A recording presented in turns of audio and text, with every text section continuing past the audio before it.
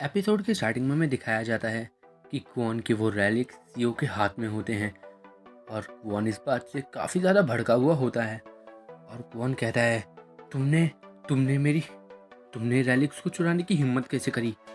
और सीओ उससे कहता है, तुम्हें इसे अच्छे से प्रोटेक्ट करना चाहिए था। और वो मन में कहता है, जिस एबिलिटी की तुमने पिछली लाइफ में मेरी तारीफ़ करी थी, ये मेरी वही एबिलिटी है, पिक पॉकेटिंग की, जिसकी बदौलत मैं तुम्हारे ये रेलिक्स को तुम्हारे हाथों से छुड़ा पाया।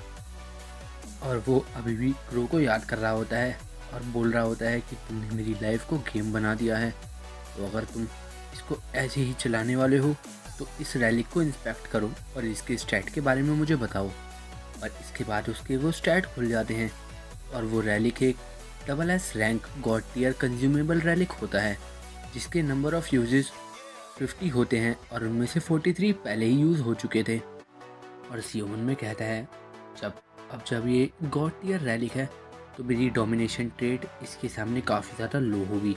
मुझे काफ़ी ज़्यादा मज़ा आएगा अगर मैं इस रैलिक से इस बंदे को काफ़ी दूर पहुंचा दूं, लेकिन अभी मैं वो नहीं कर सकता।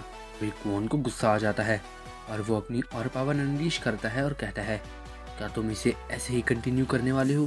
तुमने काफ़ी बड़ी मिस्टेक कर दी है मेरे रैलिक्स को मुझसे छुड़ा के। और क्या तुम्हें लगा था कि मेरे पास सिर्फ वही एक रैलिक है? और सियोमन में कहता है, रुको, कहीं ये। और तभी उसका वो ऑरा और भी ज़्यादा इंटेंस हो रहा होता है और सिम्बू और उसके दोस्तों को काफ़ी अलग प्रेशर फील हो रहा होता है।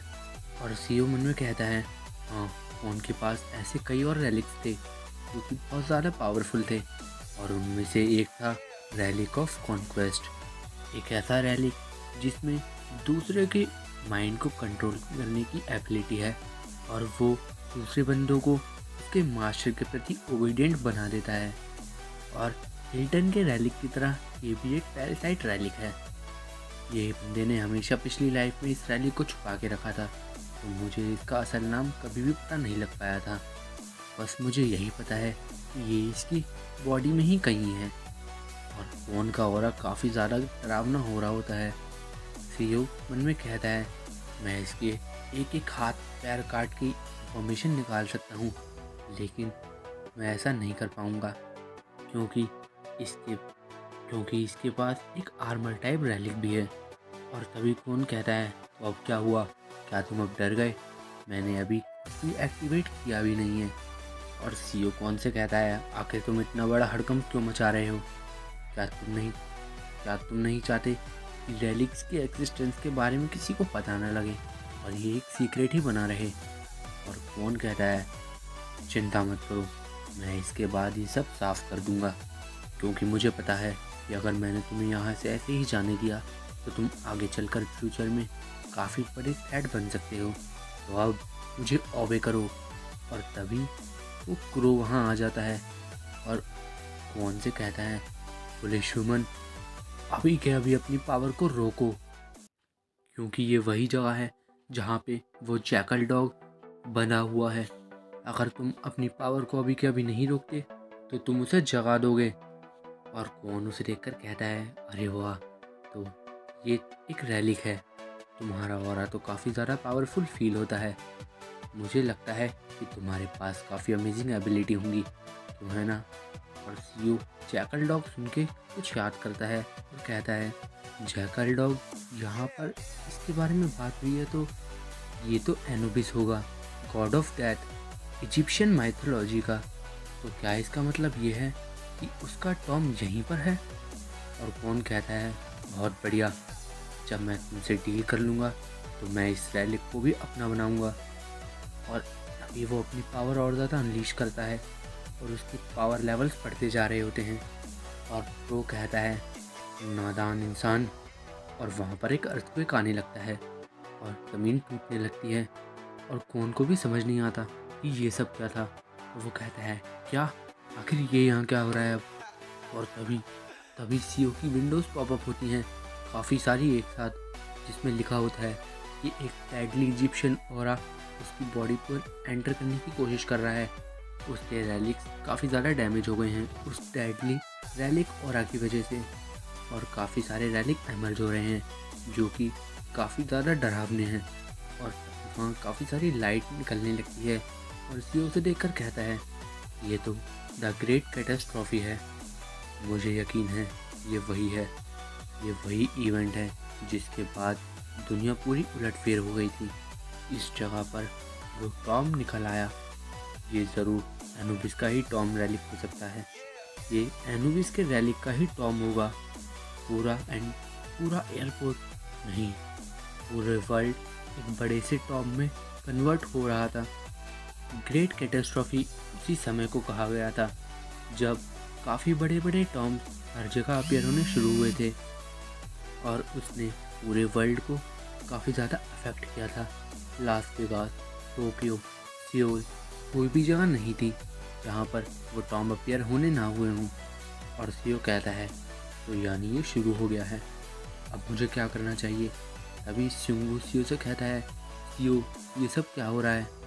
और सीओ से कहता है, ज़्यादा कुछ नहीं, बस एक काफ़ी बड़े टॉम के अंदर कैद हो गए हैं और ये सब इस फ़ोन की वजह से हो रहा है। अगर ये अपनी पावर्स को इतना शो ऑफ नहीं करता तो ये कभी हुआ ही नहीं होता। और कौन कहता है, ऐसा कभी नहीं हुआ पहले, मैंने कितनी बार अपनी पावर्स को यूज़ करा, लेकिन ये तो पहली बार था। और शिंगू कहता है, आखिर यहाँ कैद होने से तुम्हारा मतलब क्या है? अब हम बाहर कैसे जाएंगे? और सीओ कहता है, अगर हमें टॉम से बाहर जाना है तो हमें पहले इसको क्लियर करना होगा और उसके बाद ये गायब हो जाएगा। लेकिन असल प्रॉब्लम तो यही है, क्योंकि ये इतना आसान नहीं होने वाला। और सीओ में बताता है कि पिछली लाइफ में उसे इस टॉम को क्लियर करने में 3 मंथ का समय लगा था और वो भी काफ़ी ज़्यादा मुश्किलों से भरा हुआ था। और इस बार तो उसकी मुसीबतें और भी ज़्यादा बढ़ने वाली थी। इसके बाद वो सिंगू से कहता है, चलो कम से कम ये तो अच्छा है कि हम इस टॉम के हार्ट पर हैं, बिल्कुल मेरे पीछे पीछे चलो, देखते हैं हम इस टॉम के मास्टर को कहाँ ढूंढ पाते हैं। और तभी कौन कहता है, रुको वहीं, मैंने तो नहीं कहा कि तुम यहाँ से जा सकते हो, तो तुम यहाँ से क्यों जा रहे हो? और सीओ कहता है, इतना सब होने के बाद भी तुम अभी भी अपने सेंसेस में नहीं आए हो? क्या पहले इस टॉम को क्लियर करना सही नहीं रहेगा हमारी फाइट से हो जाए? तो कौन कहता है, इसके बारे में मैं बाद में सोचूंगा, लेकिन पहले मैं तुम्हें ख़त्म करूंगा और अगर ज़रूरी पड़ा तो मैं इस टॉम के रैलिक को खुद हराऊंगा। और सीओ मन में कहता है, मुझे पता ही था ये बंदा अब भी नहीं मानेगा, अब आखिर मुझे क्या करना चाहिए? और कौन कहता है, मुझे ओबे करो। और उसकी पावर काफ़ी ज़्यादा होती है जो कि सीओ को भी उसके घुटने पर ला रही होती है। और सीओ कहता है, तुम बिल्कुल इम्पेशेंट हो, क्यों है ना? और कौन उससे कहता है, अभी भी तुम्हारी अकड़ गई नहीं, क्या ये सही तरीका भी है अपने मास्टर को एड्रेस करने का? और अब उसकी ताकत धीरे धीरे बढ़ रही होती है। सीओ बिल्कुल अपने घुटने पर होता है और सिंगू तो बिल्कुल भी हिल नहीं पा रहा होता, वो बस चिल्ला रहा होता है, सीओ क्या हम मरने वाले हैं? और कुआन उन्हें देखकर मन में कहता है, ये तो काफ़ी अजीब है, आखिर मेरा माइंड कंट्रोल इन्हें अफेक्ट नहीं कर रहा। अब तक तो ये लोग अपने कंट्रोल खो बैठे होते। तभी और कुछ आवाज़ें आती हैं, वो सही था, ये लोली ह्यूमंस ये सोचते हैं कि ये हमें डोमिनेट कर सकते हैं। और तभी हमें दिखाए जाते हैं कि उस टॉम के रैलिक्स वहाँ आ जाते हैं, जिन्हें देखकर कुआन हैरानी से कहता है, आखिर तुम लोग कौन हो? और तभी एक रैलिक उनमें से कहता है, ये तो मुझे तुमसे पूछना चाहिए, आखिर मेरे डोमेन के अंदर इतना हरकतें करने की तुम्हारी हिम्मत कैसे हुई? तुम कौन हो? इन सब के बीच कौन का वो पूरा अटैक भी ख़त्म हो जाता है और सीओ फ्री होता है। और सीओ उस रैलिक को देखकर कहता है, सैट एक गॉड टियर रैलिक, यहाँ बहुत कुछ बुरा हो सकता था, लेकिन ये इससे बुरा तो नहीं हो सकता था कुछ भी। और वो बताता है, इजिप्शियन माइथोलॉजी में 9 गॉड्स थे और Set god of darkness, destruction और ईविल था। और ये रैलिक अपने यूज़र को डिस्ट्रॉय कर देता है और कोई ह्यूमन को इसे कंट्रोल कर पाना तो बिल्कुल समझ लो नामुमकिन था। और तभी वहाँ एक और रैलिक आ जाता है जो कहता है, हम सबको ख़त्म कर देते हैं चलो। और सैट उससे कहता है, हाँ हम ऐसा ही करेंगे, मैं यहाँ इसीलिए आया हूँ ताकि ये लोग कुछ और ना कर पाएँ। और सिंगू दूसरे रैलिक को देखकर कहता है, ये तो एक और आ गया। और सीओ कहता है, नहीं ये 2 और हैं। और वो बताता है, कि वो ब्लैक वाला वो अनुबिस है और उसके गले में जो नेकलेस जैसी चीज़ है वो ओसिरिस है। और ओसिरिस 9 में से एक मेजर गॉड था। वो गॉड ऑफ अंडरवर्ल्ड और जज ऑफ द डेड था। और सियो मन में कहता है 3 के 3 यहाँ पर। मुझे तो यकीन नहीं होता कि तीनों गॉड या रैलिक एक बार में शो हो जाएंगे। अब तो सही में अब मुझे समझ आया कि पूरा वर्ल्ड टॉम्स में कैसे कवर हो गया था इनकी वजह से। तभी अनुबिस कहता है आखिर हमें इन्हें कैसे ट्रायल में भेजना चाहिए जिससे हमारा मनोरंजन हो, मुझे तो समझ नहीं आ रहा। और सेट कहता है आखिर हम इन्हें एक ट्रायल में क्यों भेजेंगे, इनको ट्रायल में भेजना तो काफ़ी जेनरस होगा इनके लिए। और वो अब आपस में ही लड़ रहे होते हैं छोटी छोटी बातों पर। और तभी सीओ की विंडो पॉपअप होती है और उसमें लिखा आता है कि उसकी टॉलरेंस स्किल उनके मैलिशियस ऑरा से लड़ रही है और धीरे धीरे करके उसकी टॉलरेंस स्किल भी बढ़ रही है। और वो रैलिक सभी भी लड़ रहे होते हैं कि पहले इन ह्यूमन से मुकाबला कौन करेगा। और उनकी ताकत बहुत ज़्यादा बढ़ रही होती है और सीओ सबको सेंस कर पा रहा होता है और उसके चेहरे पर काफ़ी ज़्यादा डर होता है।